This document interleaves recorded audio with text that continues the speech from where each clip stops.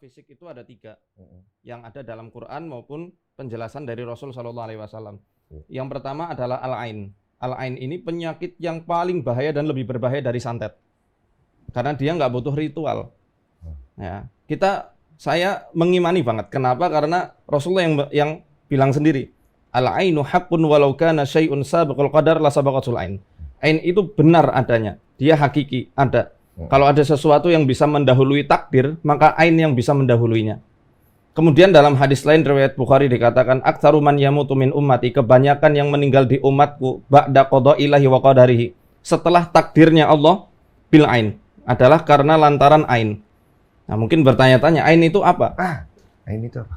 Ain itu kalau saya simpulkan dari banyaknya pendapat ulama yang mentakrif atau mendefinisikannya, itu adalah sebuah energi negatif yang terlesat dari kekaguman yang terekspresikan secara spontan, baik dari ucapan, sentuhan, maupun ekspresi gerakan. Contohnya kayak gimana? Contohnya gini, ada dalilnya di hadis riwayat Ibnu Majah. Ada 2 orang sahabat Ahlul Badar, namanya Sahal bin Hunayf dan Amr bin Rabi'ah, radhiyallahu anhuma.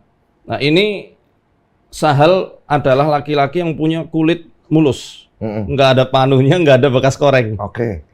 Mandi.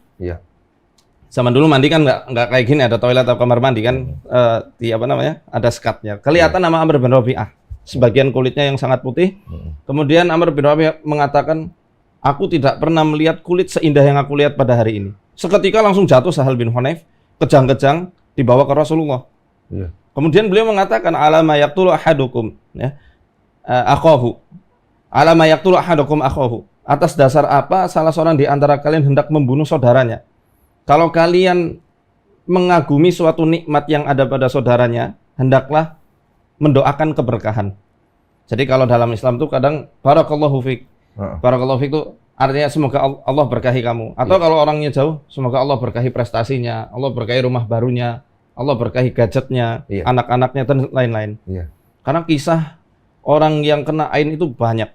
Kita kedatangan pasien itu justru lebih banyak orang yang kena ain daripada kena sihir atau gangguan jin. Wah, ini menarik nih. Ain itu kayak energi yang keluar dari orang yang berbicara. Dan spontan itu. Spontan gitu. Makanya dalam surat Al-Falaq, wa min syarri hasidin idza hasad. Dari keburukan orang yang dengki ketika dia sedang mendengki.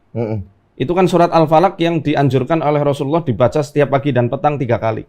Dan menjelang tidur. Nah, kalau untuk menangkal hal seperti itu gimana? Tentu dengan doa. Kalau di Islam ya dengan itu tadi doa perlindungan, ayat kursi, al-ikhlas, al-falaq, an-nas. Allah menyebutkannya dalam surat Al-Falaq itu untuk diucapkan oleh hamba-hambanya ketika pagi dan petang, supaya tidak kena efek dari ain itu. Itu dia tuh, menarik sekali ya. Terus kemudian tadi baru 1 ya? Yang 2 itu sihir. Kalau sihir jelas ya, kalau mungkin di kitab suci lain ada ya. Kalau di Quran saya lihat ada di beberapa surat, di Al-Baqarah ayat 102. Itu sihir perceraian di zaman Babilonia. Zaman Raja Nebukadnezar. Itu diturunkan malaikat Harut dan Marut namanya. Itu mengajarkan sihir, tapi bukan untuk menjadikan manusia untuk ingkar kepada Tuhannya, melainkan mereka mengajarkan supaya manusia tahu, oh ternyata sihir kayak gini nih, penangkalnya ini. Nah, itu kayak gitu.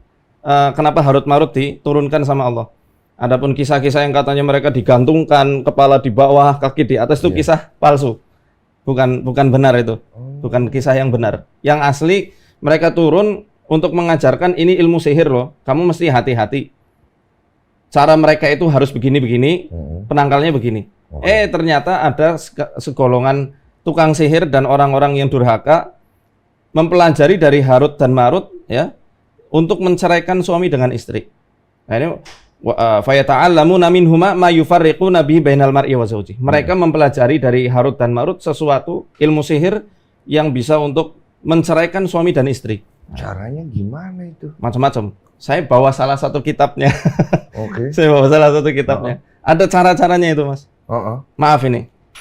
Ada di antara itu yang supaya laki-lakinya cenderung ke wanita lain, istrinya cenderung kepada pria lain, ada ritual-ritualnya, ada gambar-gambarnya, rumus-rumusan. Kalau bahasanya itu tilasmun. Jatuhnya santet itu? Ya, pelet. Jawa, orang Jawa kan santet ya. Kalau di kita ya sihir itu. Sihir Sihir, tafrik. masuknya sihir Nah, gitu. sihir tafrik. Oke. Tafrik itu pemisah. Dalam bahasa Arab artinya memisahkan. Itu di Quran mengatakan bahwa ada sihir untuk menceraikan. Kenapa kok sihir yang dijelaskan di Quran adalah perceraian? Karena mafsadatnya besar. Kerusakannya besar. Berapa banyak, maaf ini, anak-anak yang karena broken home, dia akhirnya runtuh jiwa dan mentalnya. Iya, iya. Dan dalam hadis kan sudah dijelaskan itu, bahwa iblis akan memberikan kedudukan spesial kepada setan-setan yang berhasil menceraikan suami dan istri. Ada setan datang, aku telah berhasil membuat manusia mencuri, kamu belum melakukan apa-apa. Aku telah berhasil membuat manusia membunuh, kamu belum melakukan apa-apa. Aku berhasil membuat manusia zina, judi, dan lain-lain, kamu belum melakukan apa-apa. Ada satu setan, aku berhasil membuat manusia bercerai, menceraikan istrinya. Ni'ma syaiton anta. Sebaik-baik setan adalah kamu. Didekatkan, diberi trofi. Oh, tinggi gitu loh pencapaiannya kalau berhasil melakukan itu ya. Iya, Aku juga pernah dengar itu. Jadi sekarang itu iblis-iblis itu fokusnya adalah untuk di pernikahan itu, Betul. dibikin cerai karena Betul. di situ dia bisa hancur-hancurin katanya. Karena akan rusak sebuah generasi ketika internal keluarganya itu runtuh. Makanya Islam sangat mengajarkan untuk memperhatikan internal keluarga. Ya ayyuhalladzina amanu qu anfusakum wa ahlikum naro. Wahai orang yang beriman, jagalah diri kalian sendiri dan keluarga kalian dari api neraka. Supaya apa? Ya supaya itu ketika kita pengen generasi yang kuat, ya harus kuatkan dulu dari internal keluarganya. Pola didiknya, pola asuhnya, kasih sayang yang dicurahkan, perhatian, dan quality time bersama keluarga.